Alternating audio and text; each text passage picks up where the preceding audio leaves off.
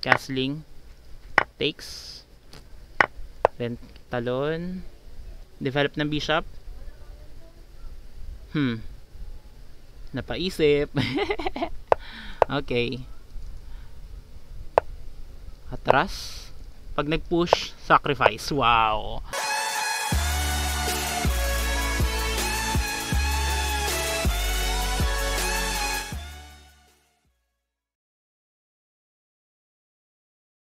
What's up? This is MC at welcome sa channel kong Think More Often. So ngayon nag-join tayo ng tournament, pa-birthday na tournament para kay Mariel. Pero 4 pa lang ang naka-join ngayon. Ito, ayan na, naging 5 na. Nag-join na sino nag-join? Si Sandanya 18. So very nice, 5 na. Sana dumami pa, madagdagan. Active na si Edmar, active din si Sandanya. Si Christine, active. Ito hindi active. Si Dan. Si Kate ay hindi rin active. So ayan, 30 seconds na lang, start na. Subukan kong hatiin. Hindi, gano'n ba katagal to? 1 hour. So gagawin natin approximately 30 minutes yung kada video. Hatiin ko siya sa 2 video or siguro 3, hindi pa ako sure. Bala na mamaya, titingnan ko dun sa resulta ng mga laban. 9, 8, ayan na. 7, sana una makalaban natin si Edmar 5, para 4, 3, para maganda. 2, 1, ayan. 0. Start na. May kabagalan yata internet natin Wag naman po mamamroblema ako niyan pag disconnect agad. Wow. Wait. Hindi kami magkalaban. Sila ang magkalaban agad ni Wow, si Bianca ngayon walang kalaban. Baka kami ang paglabanin. Daya, ako kanina pa tapos una pa nakalaro si Edmar tsaka si Sindanya. Tapos ngayon si Bianca, ito yata mga kalaban ko. Kulay black ako. So, tignan natin. Laki natin yung board. Sige. Konti lang. Dahil bullet ito. D4, D5. Okay, London time siya, Push natin to. Pressure sa pawn. Depend attack. Pressure din ng knight. Wow, may bago siyang line Anong plano? Mampin rin tayo. Kaso alam ko may idea dito na ganun. Sige, mampin rin tayo. Tuloy nyo itong idea to. Kasi tatalon yung knight kaya ipinin natin to. Pag pinovoke niya tayo mag-take, edi mag-take. So siya ang provoke natin mag-take.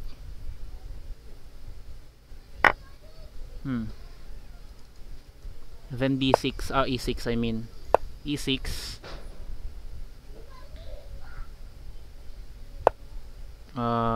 Takes muna tayo. Wait.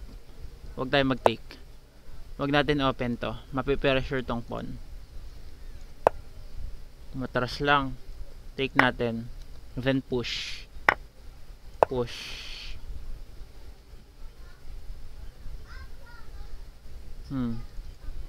Pwede siya mag-take. Free pawn to kaso madadamage lang yung pawn structure niya. Solid yung sa atin. Okay lang na lamang siya ng pawn. Basta meron tayo mga enough na mga squares na magagamit para umatake. Pinipressure niya tong pawn. So depensahan natin. Kaso makakapture niya naman tong isa. So paano ito didepensahan? Queen. Kaso mukhang ipipressure niya rin tong isa. So pupush natin. Hindi ako sure. Wala na tayong pin dito guys. Tuloy ba natin to? Pag tinuloy natin to, pwede niya take ng knight.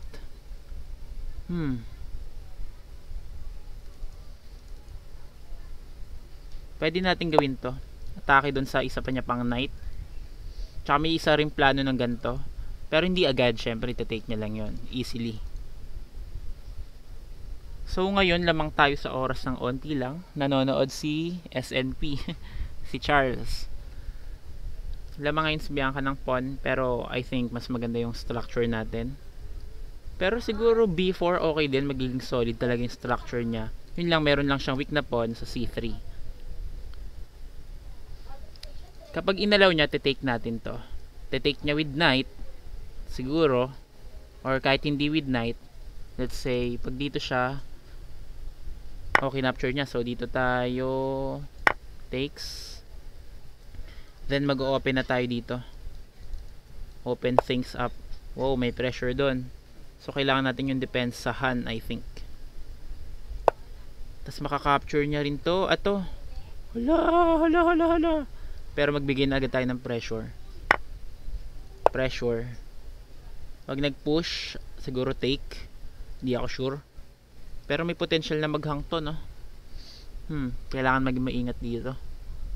Ang dami niya ng passer. Buti lamang tayo sa oras. Takes. Take ng queen. Pag nag-take ng pawn. Wow.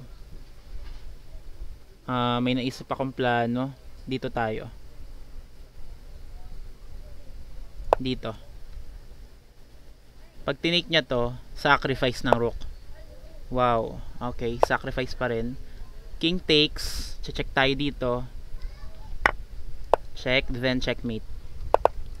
Okay, thank you. Nanalo tayo first game.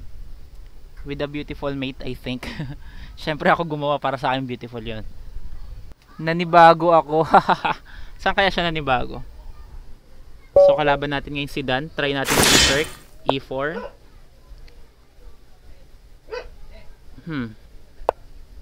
Solid siya. Oh, Sicilian. Ibang anong variation kaya yon? D6 muna. So, ito ngayon para na siyang dragon. Knight Orb. Ewan. So, susubukan pa rin natin i-open, pero push muna tayo. Mag-grab tayo ng space as more as push. Para very nakaka-pressure. Take. Then dito. Then talon dito. Pupunta yan doon. Push.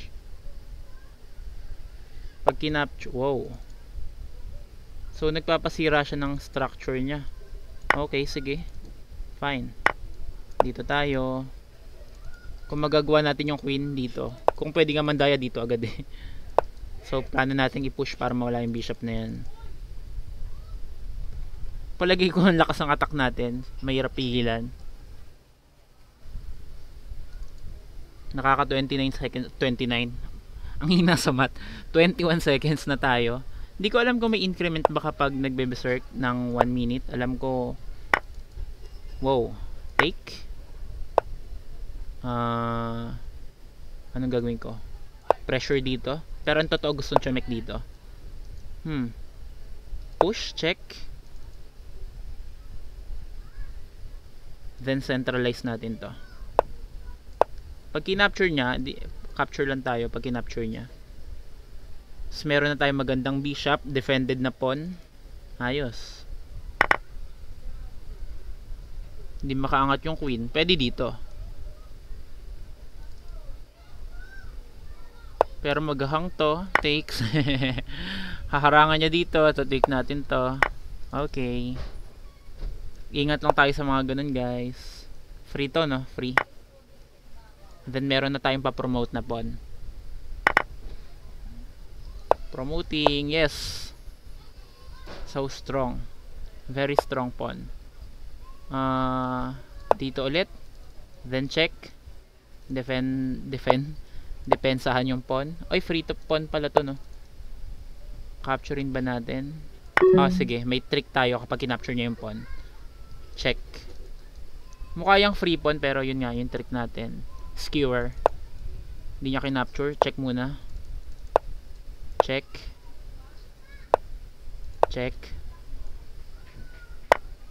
Depensahan natin yung pawn, and then maneuver yung rook natin. Check. Push another pawn. Wow. Thank you.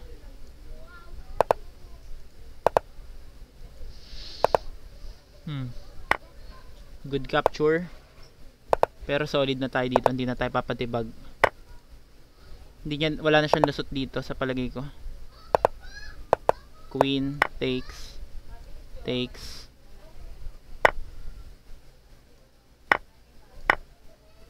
Push. Push, push, push. Then papunta na tong mate. For sure. Check. Then angat and checkmate. Thank you. Nice. Si Edmar, dalawang panalo na rin. Sana paglabanin kami. Aba, nag-berserk sa second game niya. Pares kami. So, ito. Kalaban ko naman ngayon si Kate. 1-10 berserk tayo. Alam ko E4 player to. So, ready natin yung E5. E5.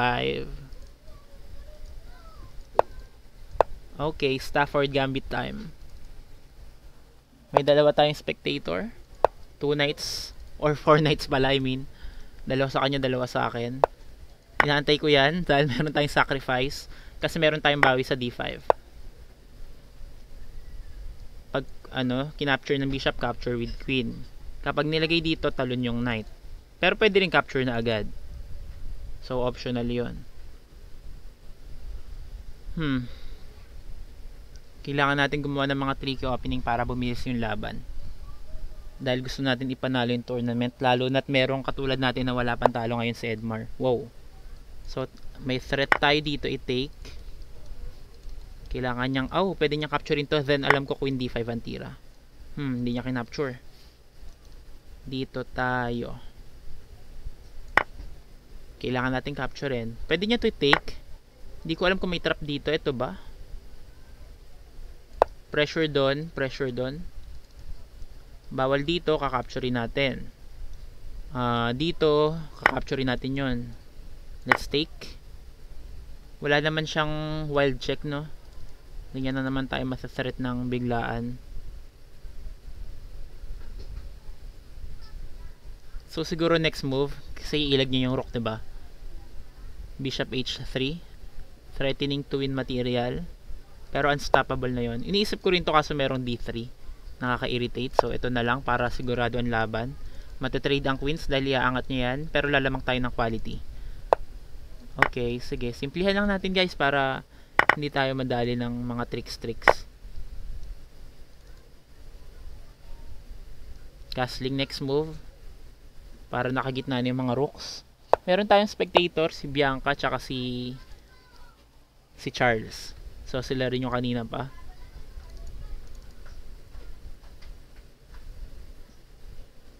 Ingatan lang natin tong check na to. Tsaka mag-push tayo ng pawns. Free pawn pala yun kanina pa. Hindi ko kinakapture. Take na natin. Syempre sayang yun. Then angat. Balik lang tayo para safe. Actually, tong pawn naman na to, I think wala naman siyang progress na magagawa.